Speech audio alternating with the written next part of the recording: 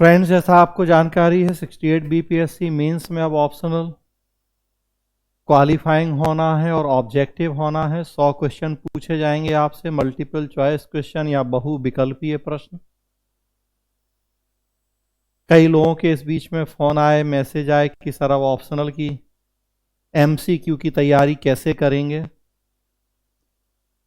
तो मुझे लगा कि थोड़ी सी चर्चा अभी करूं आपसे, और मेन तो फिर 12 फरवरी को जब आपका प्रीलिम्स हो जाएगा तो उसके बाद होनी है चीज़ें। लेकिन थोड़ा इस बीच में बता दूं कि किसी तरह से परेशान होने या डरने की ज़रूरत नहीं है, स्पेशली ऐसे लोगों को जिन्होंने मुझसे लोक प्रशासन पढ़ा है।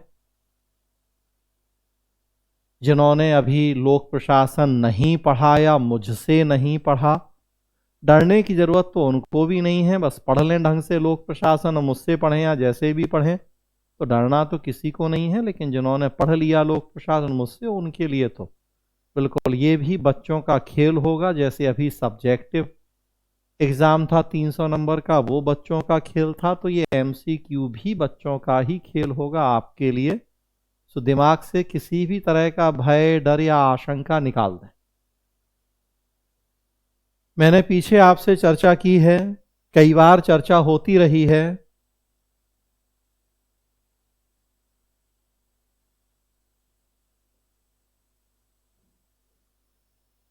कई बार चर्चा होती रही है कि किसी भी विषय की जब साइंटिफिकली तैयारी करते हैं तो 3 चरणों से होके गुजरना होता है।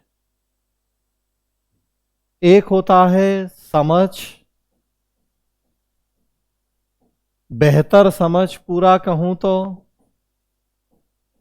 दूसरा होता है बेहतर नोट्स, और तीसरा होता है बेहतर प्रश्न अभ्यास। अब चाहे सब्जेक्टिव तैयारी करें हम एग्जाम की, तब भी हमें इन तीनों चरणों से होके गुजरना होता है। और चाहे हम ऑब्जेक्टिव तैयारी करें किसी एग्जाम की, वास्तव में तब भी हमें इन तीनों चरणों से होके गुजरना होता है। सबसे पहले तो हमें सिलेबस के अकॉर्डिंग अपने विषय की एक अच्छी समझ या अंडरस्टैंडिंग होनी चाहिए। लोक प्रशासन सब्जेक्टिव था, तब भी एक अच्छी समझ जरूरी थी, और अब ऑब्जेक्टिव होगा तब भी विषय की, पूरे सिलेबस की एक अच्छी समझ जरूरी होगी। उसी तरह से एक सिलेबस के अकॉर्डिंग अच्छा सा नोट्स, और उसी तरह से कैसे उसे लिखा जाएगा, क्वेश्चन की डिमांड के अकॉर्डिंग उसके लिए राइटिंग प्रैक्टिस, प्रश्न अभ्यास। जब आप क्लास करते थे तो समझ और नोट्स पूरा होता था आपका। क्लास में देखिए केवल मेरा फोकस समझाने पे होता है। प्रिंटेड नोट्स आपको मिल रहा था तो नोट्स हो जाता था, तो ये दोनों काम हम कर लेते थे। और जब आपने टेस्ट सीरीज के माध्यम से आंसर लिखे तो हमने ये काम भी कर लिया, राइटिंग स्किल या बेहतर प्रश्न अभ्यास। ये जो पुराना तरीका था हमारा वो, तो तीनों काम हम एक साथ कर रहे थे। अकॉर्डिंग टू सिलेबस अच्छी समझ, अकॉर्डिंग टू सिलेबस एक कॉम्पैक्ट सा बहुत आसान भाषा में नोट्स, और फिर टेस्ट सीरीज के माध्यम से प्रश्न अभ्यास। जो अब तक हो रहा था वो अब क्या होगा, अब भी यही रहेगा या इसमें कुछ बदलाव होगा? तो बहुत ज्यादा बदलाव नहीं होगा। हां, होगा बदलाव समझ के लेवल पे। अब भी चीजें वही रहेंगी जो अब तक थीं, इसमें कोई बदलाव नहीं होना है। तो इस बात को गांठ बांध लें कि अब तक आपने जो लोक प्रशासन पढ़ा है, जिस तरीके से पढ़ा है, आगे भी वो वैसे ही पढ़ना है। हाँ, इसमें और जुड़ेगा। क्या जुड़ेगा? वो होगी तथ्यात्मक जानकारी, फैक्चुअल नॉलेज इसमें और ऐड हो जाएगी। कॉन्सेप्चुअल नॉलेज या समझ सारी वही रहेगी। अब भी आप वैसे ही पढ़ेंगे, लोक प्रशासन या दूसरे विषयों के लोग देख रहे हैं तो अब भी वैसे ही पढ़ेंगे अपना विषय जैसे अब तक पढ़ रहे थे। लोक प्रशासन का अर्थ अभी भी मैं वैसे ही पढ़ाऊंगा और आप भी वैसे ही पढ़ेंगे जैसा अब तक पढ़ रहे थे। समझ में कोई चेंज नहीं होगा। हाँ, उसमें अब फैक्चुअल नॉलेज और ऐड होगी, तथ्यात्मक जानकारी उसमें और जुड़ेगी। मतलब ध्यान रखिए कि पेपर 300 नंबर की जगह 100 नंबर का हो गया है और वो भी जुड़ने नहीं है, लेकिन आपकी मेहनत बढ़नी है, मेहनत कम नहीं होनी है। इस बात को गांठ बांध लेना है। और इसीलिए बार बार कह रहा हूं अलग अलग वीडियो में कि ऑप्शनल हटा नहीं है, ऑप्शनल क्वालिफाइंग हुआ है। सब्जेक्टिव की जगह ऑब्जेक्टिव हुआ है, हटा नहीं है। तो दिमाग से ये फितूर तो सबसे पहले निकाल दीजिए। ना इस बात को लेके खुश होइए और ना दुखी की ऑप्शनल हट गया, तो ये शब्द ही ठीक कीजिए, हटा नहीं है। बार बार लोग जिस दिन नोटिफिकेशन आए तो हट गया ऑप्शनल, हटा नहीं है, क्वालिफाइंग हुआ है। और बार बार कह रहा हूं कि जब क्वालिफाइंग होता है तो पेपर टफ होता है, नहीं तो क्वालिफाइंग का पर्पज ही नहीं रह जाएगा कोई। सारे लोग क्वालिफाई कर जाएंगे तो फिर मतलब क्या हुआ? तो ये तो इतने समझदार तो आप भी हैं ना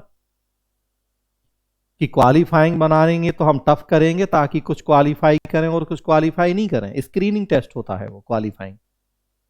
अगर सारे क्वालिफाई कर जाएंगे तो फिर क्वालिफाइंग बनाने का पर्पज ही खत्म हो जाएगा।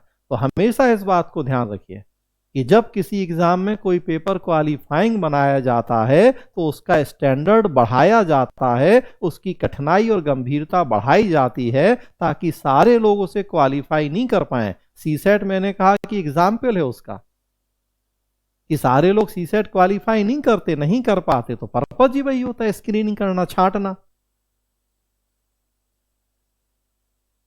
तो पढ़ाई कहीं कम नहीं होगी आपकी।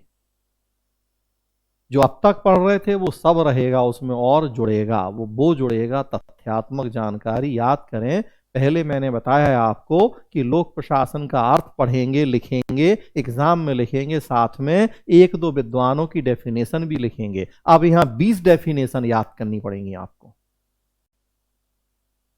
लोक प्रशासन में तो फिर भी कम है, भूल के भी इतिहास जैसा विषय रख लेंगे तो सिर के बाल नोचने के अलावा और कुछ नहीं बचेगा। इतना बड़ा सिलेबस होगा, एंशिएंट हिस्ट्री से लेके मॉडर्न और वर्ल्ड हिस्ट्री, इतने दुनिया भर के फैक्ट होंगे कि समझ में आ जाए। पॉवेड में तो बहुत छोटा सा सिलेबस है, बहुत कम फैक्ट होंगे अगर हिस्ट्री ज्योग्राफी से तुलना करने चलेंगे आप तो। इसीलिए बार बार ये भी कह रहा हूं कि अब छोटा विषय रखना ही समझदारी है। जिसका सिलेबस छोटा हो ऑप्शनल के रूप में, लंबे सिलेबस वाले ऑप्शनल को, विषय को ऑप्शनल बनाना बेवकूफी होगी। क्योंकि आपको अब फैक्चुअल नॉलेज बहुत इकट्ठी करनी है और हिस्ट्री वगैरह में इतने फैक्ट हो जाते हैं कि वो समेटना मुश्किल हो जाता है। तो समझ वही रहेगी।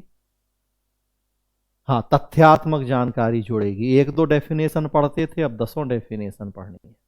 शुरू के 3-4 यूनिट में होती हैं वो डेफिनेशन, जो थ्योरी वाला पार्ट है, तो इसलिए घबराने की जरूरत नहीं है। उसके बाद तो चीजें सारी जीएस की हो जाती हैं, पॉलिटी वगैरह। तो सबसे अच्छा विषय आपके लिए रहेगा पब्लिक एडमिनिस्ट्रेशन।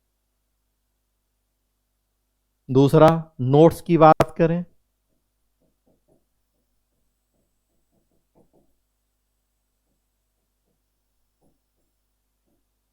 नोट्स भी जो अब तक था वो वही रहेगा।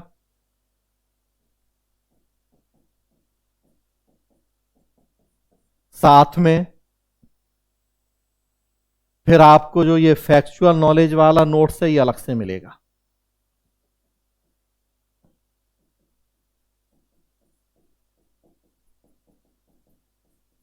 तो ये और इसमें ऐड होगा।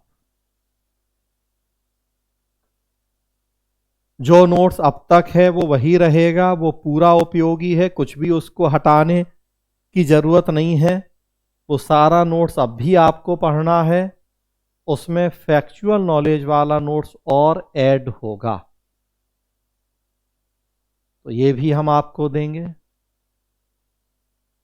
सारे सिलेबस के जितने फैक्ट आपको जानने चाहिए, सारे तो मैं नहीं करता दावा, कोई नहीं, क्योंकि वो तो अनलिमिटेड होते हैं, लेकिन उतने हम देंगे आपको फैक्ट की जिससे आपका काम हो जाए और इजीली आप इसको क्वालिफाई कर जाएं। तो इसमें नोट्स और जुड़ेगा।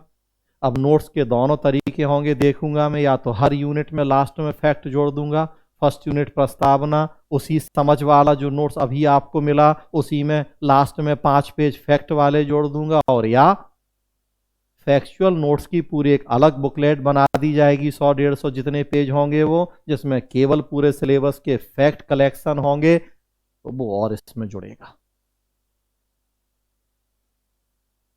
और प्रश्न अभ्यास,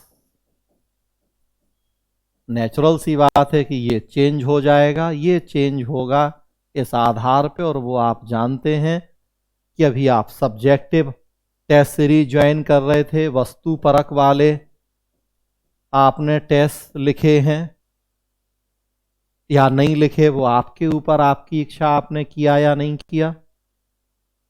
और अब जो टेस्ट चलेंगे वो चलेंगे ऑब्जेक्टिव वाले या वस्तुनिष्ठ वाले। 12 फरवरी प्रीलिम्स के बाद फिर टेस्ट सीरीज शुरू होगी, और अब ये टेस्ट सीरीज होगी ऑब्जेक्टिव क्वेश्चंस की।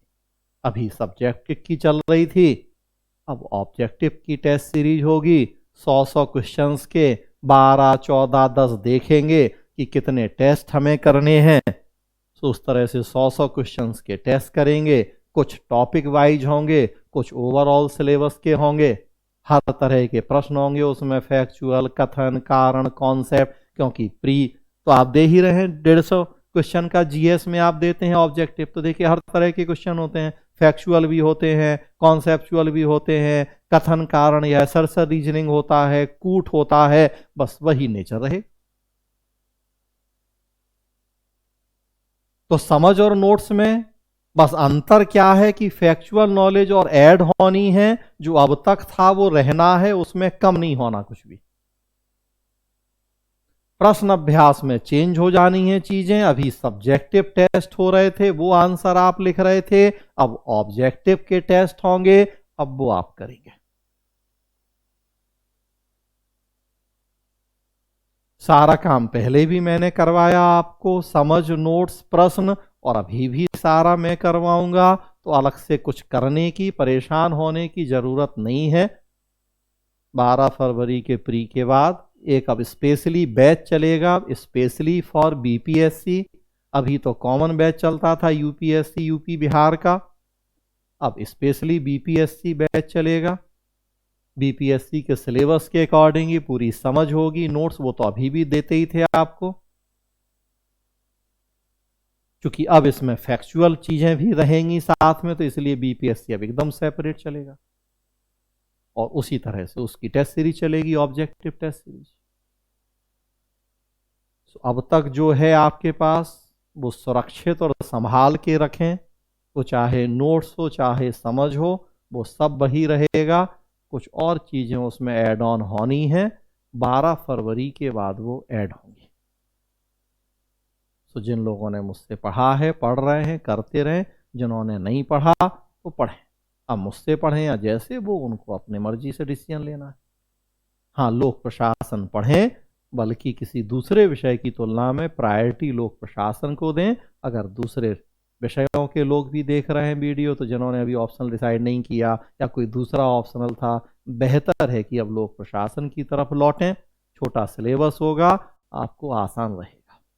धन्यवाद।